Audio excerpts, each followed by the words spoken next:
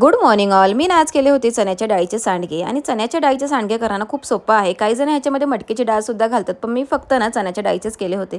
यामध्ये ना तुम्हाला घालायचं आहे ओवा, जिरा, बडीशोप आणि कांदा आणि कोथिंबीर आणि मिरची पावडर घालायची आहे. चवीनुसार मीठ घालायचं आहे. दरदरीत अशी पेस्ट करून घ्यायची आहे. रात्रभर डाळ भिजत घालायची आहे आणि सकाळी ही सगळी प्रोसेस तुम्हाला करायची आहे. तुम्ही कशावरही सांडगे काढू शकता. तर माझ्याकडे सूप होतं आणि त्याच्यानंतर ना 3-4 मोठी माझ्याकडे ताटं होती, त्याच्यावर मी काढून घेतले.